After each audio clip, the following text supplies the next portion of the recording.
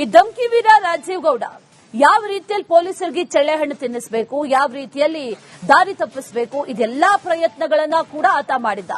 Mangaluru junction ರೈಲು ನಿಲ್ದಾಣದಲ್ಲಿ ಕಾರನ್ನ park ಮಾಡಿದ್ದ. ಆ ನಂತರದಲ್ಲಿ ರೈಲು ನಿಲ್ದಾಣದಲ್ಲಿ ಕಾರ್ ಬಿಟ್ಟು ಹೋಗಿದ್ದ ಡ್ರೈವರ್. ಪಚ್ಚನಾಡಿಯ ಮಂಗಳೂರು ಹಿಲ್ಸ್ ರೆಸಾರ್ಟ್ ನಲ್ಲಿ ಈತ ವಾಸ ಮಾಡ್ತಾನೆ. ಮೊದಲು ರೆಸಾರ್ಟ್ ಮಾಲೀಕ ಅನಿಲ್ ಸಹಾಯವನ್ನ ಕೂಡ ರಾಜೀವ್ ಪಡೆದಿದ್ದ ಅನ್ನುವಂತ ಮಾಹಿತಿ ಈಗ ಪೊಲೀಸರಿಗೆ ಲಭ್ಯ ಆಗಿದೆ. ಈತ ಎಲ್ಲಿದ್ದಾನೆ, ಯಾರು ಆಶ್ರಯ ಕೊಡ್ತಾ ಇದ್ದಾರೆ, ಎಲ್ಲ ವಿಚಾರಗಳನ್ನ ಪೊಲೀಸರು ಕಲೆ ಹಾಕಿದ್ರು. ಸರಿಸುಮಾರು 13 ದಿನಗಳು ಕಳೆಯಿತು. ಈತ ಎಲ್ಲಿಂದ ಎಲ್ಲಿ ಹೋದ ಅನ್ನುವಂಥದ್ದನ್ನ ಟ್ರ್ಯಾಕ್ ಮಾಡಿದ್ದಾರೆ ಈಗ ಪೊಲೀಸರು. ಮೊದಲು ಮಂಗಳೂರು ರೈಲ್ವೆ ಸ್ಟೇಷನ್ ಹತ್ರ ಕಾರ್ ಪಾರ್ಕ್ ಮಾಡ್ತಾನೆ.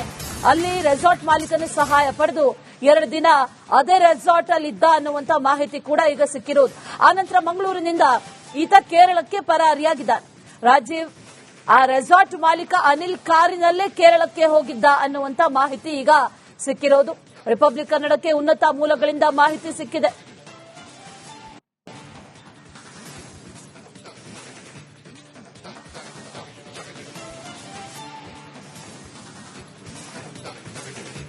ಈ ಧಮ್ಕಿ ವೀರ ರಾಜೀವ್ ಗೌಡ ಯಾವ ರೀತಿಯಲ್ಲಿ ಪೊಲೀಸರಿಗೆ ಚಳ್ಳೆಹಣ್ಣು ತಿನ್ನಿಸಬೇಕು, ಯಾವ ರೀತಿಯಲ್ಲಿ ದಾರಿ ತಪ್ಪಿಸಬೇಕು, ಇದೆಲ್ಲಾ ಪ್ರಯತ್ನಗಳನ್ನ ಕೂಡ ಆತ ಮಾಡಿದ್ದ. ಮಂಗಳೂರು ಜಂಕ್ಷನ್ ರೈಲು ನಿಲ್ದಾಣದಲ್ಲಿ ಕಾರನ್ನ ಪಾರ್ಕ್ ಮಾಡಿದ್ದ. ಆ ನಂತರದಲ್ಲಿ ರೈಲು ನಿಲ್ದಾಣದಲ್ಲಿ ಕಾರ್ ಬಿಟ್ಟು ಹೋಗಿದ್ದ ಡ್ರೈವರ್. ಪಚ್ಚನಾಡಿಯ ಮಂಗಳೂರು ಹಿಲ್ಸ್ ರೆಸಾರ್ಟ್ ನಲ್ಲಿ ಈತ ವಾಸ ಮಾಡ್ತಾನೆ. ಮೊದಲು ರೆಸಾರ್ಟ್ ಮಾಲೀಕ ಅನಿಲ್ ಸಹಾಯವನ್ನ ಕೂಡ ರಾಜೀವ್ ಪಡೆದಿದ್ದ ಅನ್ನುವಂತ ಮಾಹಿತಿ ಈಗ ಪೊಲೀಸರಿಗೆ ಲಭ್ಯ ಆಗಿದೆ. ಈತ ಎಲ್ಲಿದ್ದಾನೆ, ಯಾರು ಆಶ್ರಯ ಕೊಡ್ತಾ ಇದ್ದಾರೆ, ಎಲ್ಲ ವಿಚಾರಗಳನ್ನ ಪೊಲೀಸರು ಕಲೆ ಹಾಕಿದ್ರು. ಸರಿಸುಮಾರು 13 ದಿನಗಳು ಕಳೆಯಿತು. ಈತ ಎಲ್ಲಿಂದ ಎಲ್ಲಿ ಹೋದ ಅನ್ನುವಂಥದ್ದನ್ನ ಟ್ರ್ಯಾಕ್ ಮಾಡಿದ್ದಾರೆ ಈಗ ಪೊಲೀಸರು. ಮೊದಲು ಮಂಗಳೂರು ರೈಲ್ವೆ ಸ್ಟೇಷನ್ ಹತ್ರ ಕಾರ್ ಪಾರ್ಕ್ ಮಾಡ್ತಾನೆ. ಅಲ್ಲಿ ರೆಸಾರ್ಟ್ ಮಾಲೀಕನ ಸಹಾಯ ಪಡೆದು 2 ದಿನ ಅದೇ ರೆಸಾರ್ಟ್ ಅಲ್ಲಿ ಇದ್ದ ಅನ್ನುವಂತ ಮಾಹಿತಿ ಕೂಡ ಈಗ ಸಿಕ್ಕಿರೋದು. ಆನಂತರ ಮಂಗಳೂರಿನಿಂದ ಈತ ಕೇರಳಕ್ಕೆ ಪರಾರಿಯಾಗಿದ್ದಾನೆ.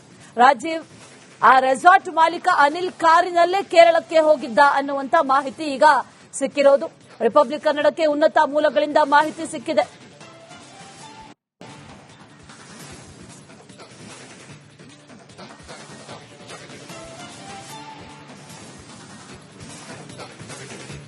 ಈ ಧಮ್ಕಿ ವೀರ ರಾಜೀವ್ ಗೌಡ ಯಾವ ರೀತಿಯಲ್ಲಿ ಪೊಲೀಸರಿಗೆ ಚಳ್ಳೆಹಣ್ಣು ತಿನ್ನಿಸಬೇಕು, ಯಾವ ರೀತಿಯಲ್ಲಿ ದಾರಿ ತಪ್ಪಿಸಬೇಕು, ಇದೆಲ್ಲಾ ಪ್ರಯತ್ನಗಳನ್ನ ಕೂಡ ಆತ ಮಾಡಿದ್ದ.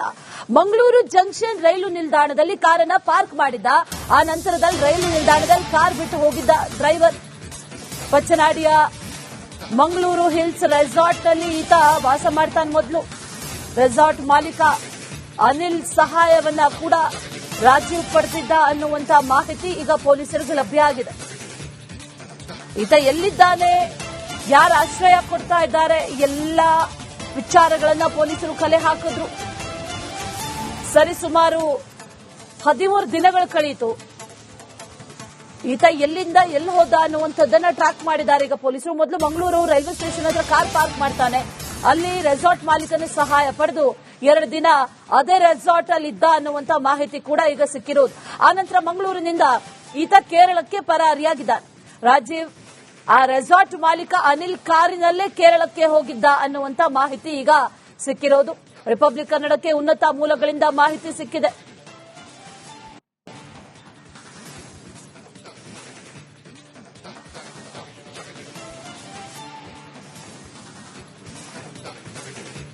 ಈ ಧಮ್ಕಿ ವೀರ ರಾಜೀವ್ ಗೌಡ ಯಾವ ರೀತಿಯಲ್ಲಿ ಪೊಲೀಸರಿಗೆ ಚಳ್ಳೆಹಣ್ಣು ತಿನ್ನಿಸಬೇಕು, ಯಾವ ರೀತಿಯಲ್ಲಿ ದಾರಿ ತಪ್ಪಿಸಬೇಕು, ಇದೆಲ್ಲಾ ಪ್ರಯತ್ನಗಳನ್ನ ಕೂಡ ಆತ ಮಾಡಿದ್ದ. ಮಂಗಳೂರು ಜಂಕ್ಷನ್ ರೈಲು ನಿಲ್ದಾಣದಲ್ಲಿ ಕಾರನ್ನ ಪಾರ್ಕ್ ಮಾಡಿದ್ದ. ಆ ನಂತರದಲ್ಲಿ ರೈಲು ನಿಲ್ದಾಣದಲ್ಲಿ ಕಾರ್ ಬಿಟ್ಟು ಹೋಗಿದ್ದ ಡ್ರೈವರ್. ಪಚ್ಚನಾಡಿಯ ಮಂಗಳೂರು ಹಿಲ್ಸ್ ರೆಸಾರ್ಟ್ ನಲ್ಲಿ ಈತ ವಾಸ ಮಾಡ್ತಾನೆ. ಮೊದಲು ರೆಸಾರ್ಟ್ ಮಾಲೀಕ ಅನಿಲ್ ಸಹಾಯವನ್ನ ಕೂಡ ರಾಜೀವ್ ಪಡೆದಿದ್ದ ಅನ್ನುವಂತ ಮಾಹಿತಿ ಈಗ ಪೊಲೀಸರಿಗೆ ಲಭ್ಯ ಆಗಿದೆ. ಈತ ಎಲ್ಲಿದ್ದಾನೆ, ಯಾರು ಆಶ್ರಯ ಕೊಡ್ತಾ ಇದ್ದಾರೆ, ಎಲ್ಲ ವಿಚಾರಗಳನ್ನ ಪೊಲೀಸರು ಕಲೆ ಹಾಕಿದ್ರು. ಸರಿಸುಮಾರು 13 ದಿನಗಳು ಕಳೆಯಿತು. ಈತ ಎಲ್ಲಿಂದ ಎಲ್ಲಿ ಹೋದ ಅನ್ನುವಂಥದ್ದನ್ನ ಟ್ರ್ಯಾಕ್ ಮಾಡಿದ್ದಾರೆ ಈಗ ಪೊಲೀಸರು. ಮೊದಲು ಮಂಗಳೂರು ರೈಲ್ವೆ ಸ್ಟೇಷನ್ ಹತ್ರ ಕಾರ್ ಪಾರ್ಕ್ ಮಾಡ್ತಾನೆ. ಅಲ್ಲಿ ರೆಸಾರ್ಟ್ ಮಾಲೀಕನ ಸಹಾಯ ಪಡೆದು 2 ದಿನ ಅದೇ ರೆಸಾರ್ಟ್ ಅಲ್ಲಿ ಇದ್ದ ಅನ್ನುವಂತ ಮಾಹಿತಿ ಕೂಡ ಈಗ ಸಿಕ್ಕಿರೋದು. ಆನಂತರ ಮಂಗಳೂರಿನಿಂದ ಈತ ಕೇರಳಕ್ಕೆ ಪರಾರಿಯಾಗಿದ್ದಾನೆ. ರಾಜೀವ್ ಆ ರೆಸಾರ್ಟ್ ಮಾಲೀಕ ಅನಿಲ್ ಕಾರಿನಲ್ಲೇ ಕೇರಳಕ್ಕೆ ಹೋಗಿದ್ದ ಅನ್ನುವಂತ ಮಾಹಿತಿ ಈಗ ಸಿಕ್ಕಿರೋದು. ರಿಪಬ್ಲಿಕ್ ಕನ್ನಡಕ್ಕೆ ಉನ್ನತ ಮೂಲಗಳಿಂದ ಮಾಹಿತಿ ಸಿಕ್ಕಿದೆ.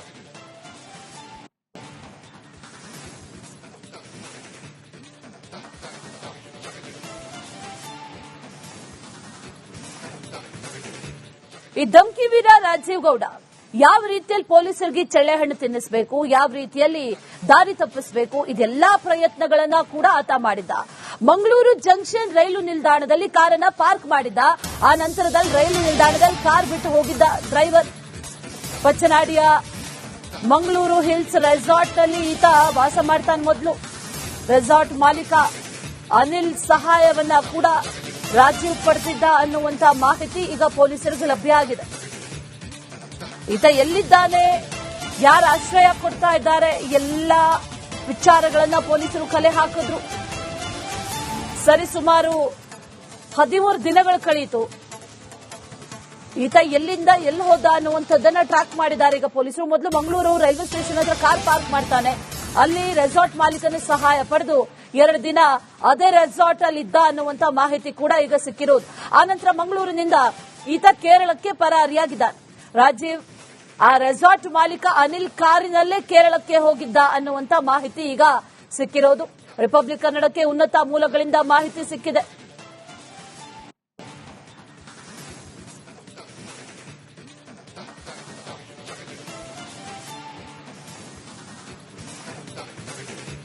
ಈ ಧಮ್ಕಿ ವೀರ ರಾಜೀವ್ ಗೌಡ ಯಾವ ರೀತಿಯಲ್ಲಿ ಪೊಲೀಸರಿಗೆ ಚಳ್ಳೆಹಣ್ಣು ತಿನ್ನಿಸಬೇಕು, ಯಾವ ರೀತಿಯಲ್ಲಿ ದಾರಿ ತಪ್ಪಿಸಬೇಕು, ಇದೆಲ್ಲಾ ಪ್ರಯತ್ನಗಳನ್ನ ಕೂಡ ಆತ ಮಾಡಿದ್ದ. ಮಂಗಳೂರು ಜಂಕ್ಷನ್ ರೈಲು ನಿಲ್ದಾಣದಲ್ಲಿ ಕಾರನ್ನ ಪಾರ್ಕ್ ಮಾಡಿದ್ದ. ಆ ನಂತರದಲ್ಲಿ ರೈಲು ನಿಲ್ದಾಣದಲ್ಲಿ ಕಾರ್ ಬಿಟ್ಟು ಹೋಗಿದ್ದ ಡ್ರೈವರ್.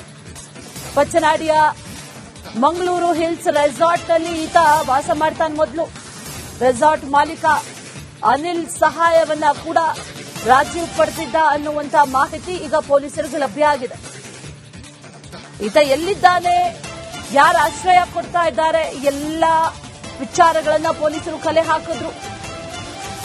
ಸರಿಸುಮಾರು 13 ದಿನಗಳು ಕಳೆಯಿತು. ಈತ ಎಲ್ಲಿಂದ ಎಲ್ಲಿ ಹೋದ ಅನ್ನುವಂಥದ್ದನ್ನ ಟ್ರ್ಯಾಕ್ ಮಾಡಿದ್ದಾರೆ ಈಗ ಪೊಲೀಸರು. ಮೊದಲು ಮಂಗಳೂರು ರೈಲ್ವೆ ಸ್ಟೇಷನ್ ಹತ್ರ ಕಾರ್ ಪಾರ್ಕ್ ಮಾಡ್ತಾನೆ. ಅಲ್ಲಿ ರೆಸಾರ್ಟ್ ಮಾಲೀಕನ ಸಹಾಯ ಪಡೆದು 2 ದಿನ ಅದೇ ರೆಸಾರ್ಟ್ ಅಲ್ಲಿ ಇದ್ದ ಅನ್ನುವಂತ ಮಾಹಿತಿ ಕೂಡ ಈಗ ಸಿಕ್ಕಿರೋದು. ಆನಂತರ ಮಂಗಳೂರಿನಿಂದ ಈತ ಕೇರಳಕ್ಕೆ ಪರಾರಿಯಾಗಿದ್ದಾನೆ. ರಾಜೀವ್ ಆ ರೆಸಾರ್ಟ್ ಮಾಲೀಕ ಅನಿಲ್ ಕಾರಿನಲ್ಲೇ ಕೇರಳಕ್ಕೆ ಹೋಗಿದ್ದ ಅನ್ನುವಂತ ಮಾಹಿತಿ ಈಗ ಸಿಕ್ಕಿರೋದು. ರಿಪಬ್ಲಿಕ್ ಕನ್ನಡಕ್ಕೆ ಉನ್ನತ ಮೂಲಗಳಿಂದ ಮಾಹಿತಿ ಸಿಕ್ಕಿದೆ.